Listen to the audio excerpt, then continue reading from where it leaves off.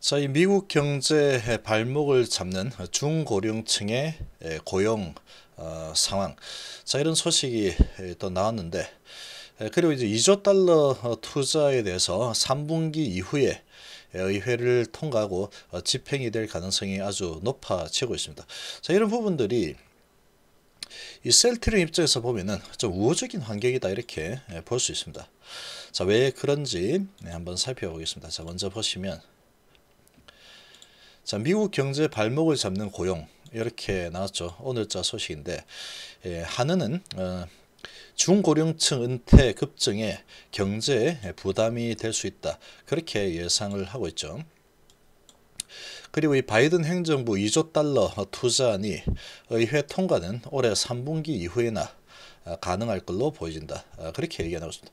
자, 근데 이 부분이 왜 셀트리온에는 호재로 작용할 수 있느냐? 자, 그런 부분은 간단합니다.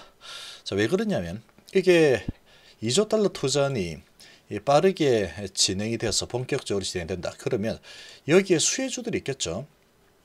이 수혜주들, 인프라 투자 관련주들, 그리고 이제 여기에 또 수혜를, 수혜라기보다 또 이 부분이 이제 시장의 유동성이 아주 또 크게 풍부해지는 부분이죠. 그러니까 이 주가가 내려가는 부분, 그런 부분은 잡아주는 역할을 하고 또 주가를 떠받치고 상승 역할을 하게 해주는 그런 내용입니다. 그런 내용이긴 한데, 이게 이제 아주 활발하게 진행이 되면은 보통 인프라 관련주라든지 아니면 기술주들 있죠. 기술주들 쪽으로 쏠림 현상이 또 세게 나올 수가 있습니다.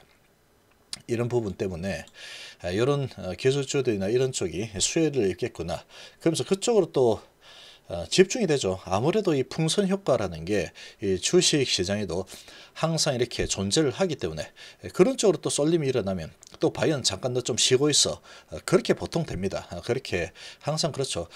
주도 섹터가 어디냐, 그런 부분이 계속 줄다리기 왔다 갔다 하는데, 지금 이런 소식들은 이 경기 민감주들이나 기술주 쪽으로 아주 강하게 자금이 흘러 들어갈 만한, 아주 투자 심리가 크게 살아날 만한 그런 소식이라고 볼 수는 없겠죠. 그렇게 되면은 다시 이제 이런 성장주, 이런 부분에 크게 영향을 받지 않는 각 개별 기업에 또 집중을 하게 되는 그런 효과를 또 볼 수가 있겠죠.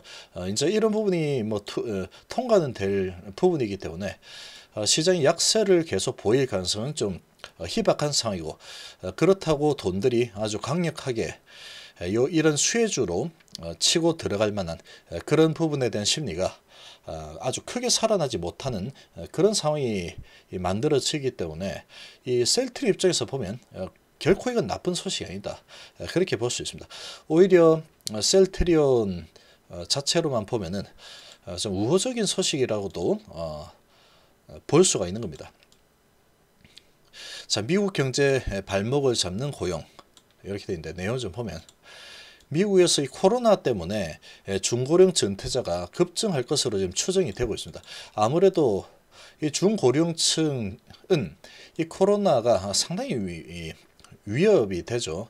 아무래도 이제 중고령층 같은 경우에는 코로나에 감염이 되면은 사망으로 이르는 경우들이 또 많이 발생하기 때문에 이거는 아주 무서운 병입니다. 이거는 중고령층에는 특히나 더 그렇죠. 향후 은퇴자 급증이 미국 경제에 부담으로 작용할 가능성이 있다, 이렇게 분석이 되고 있죠. 자, 한국은행은 4일 해외 경제 포커스 보고서에서 전 세계 주요국의 경제 동향을 소개하면서 이같이 밝혔는데, 미국 고용 상황은 코로나 사태 이후 대규모 경기 부양책, 경제활동 재개 등에 힘입어서 회복세를 이어가고 있죠. 그렇지만 중고령층의 고용만큼은 개선이 아주 더디게 일어나고 있습니다. 청장년층보다 5주에서 10주 정도가 더 소요가 되었죠. 중고령층의 구직 기간이 32.5주 정도 나왔습니다. 그래서 55세 이상 중고령층은 바이러스 감염에 상대적으로 취약하기 때문에 25세에서 54세 청장년층보다 일자리 복귀가 어려운 상황이죠. 중고령층 경제활동 참가율이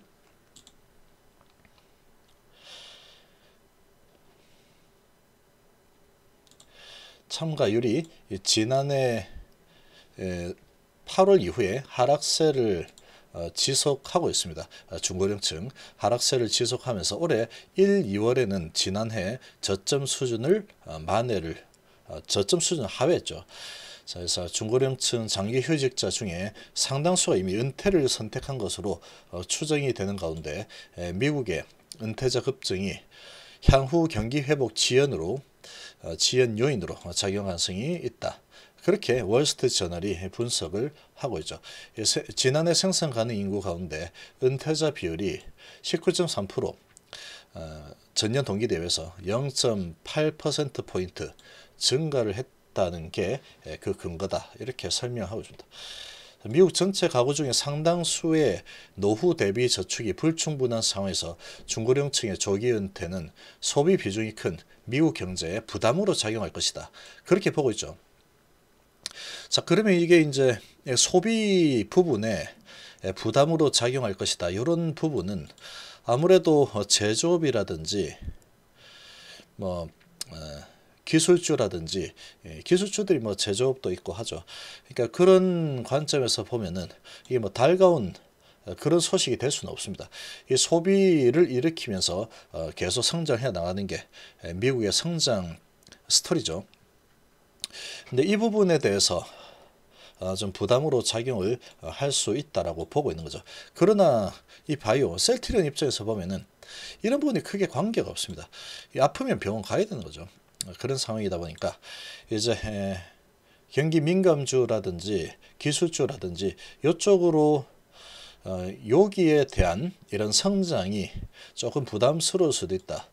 그렇게 볼 수가 있는 거죠. 그럼 다시 이 셀트리온 입장에서 보면은 이런 부분하고 이제 좀 동떨어져 있는 그런 기업이죠. 계속 성장하는 섹터에 있고, 그리고 이런 부분이 이 아픈 거에 대해서까지 영향을 미치지는 못하는 상황이죠.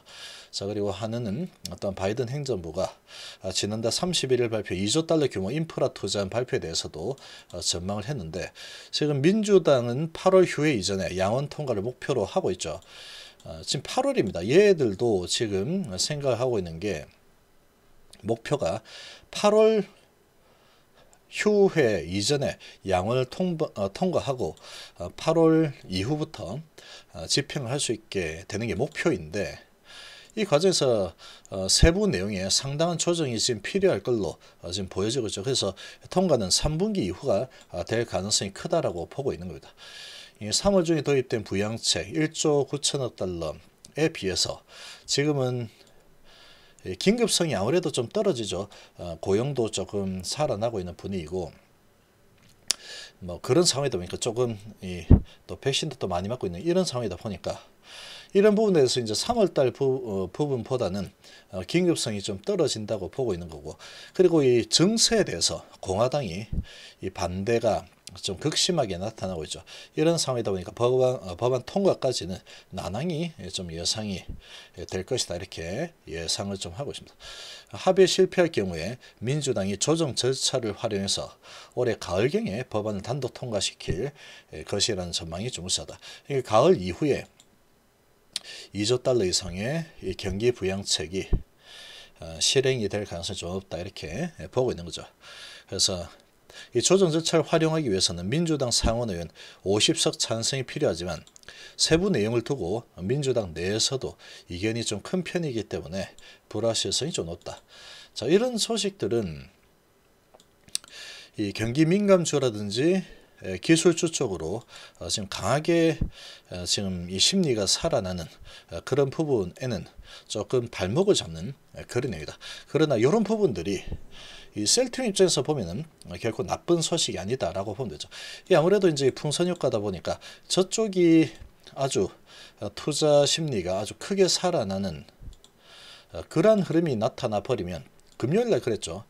나타나 버리면 여기가 이제 강세가 아주 강하게 나타나 버리면 돈들이 이제 쏠림 현상이 발생을 하다 보니까 아무래도 이제 이 제약 바이오는 상대적으로 좀 약세를 보이는 풍선 효과가 좀 나타날 수 있는 겁니다. 근데 이런 부분에 대해서 풍선 효과에 대한 부분이 나타날 가능성이 조금 희박해지는 상황이다. 그럼 골고루 가겠죠. 그러면 지금 환경이 가장 좋은 이 셀트리온 입장에서 본다 그러면 저런 소식은 오히려 셀트리온 입장에서는 주가의 부분에서 봤을 때 호재 소식으로 어찌 보면 셀트리온에는 좋은 소식이다. 그렇게 좀 해석을 해볼 수가 있는 겁니다.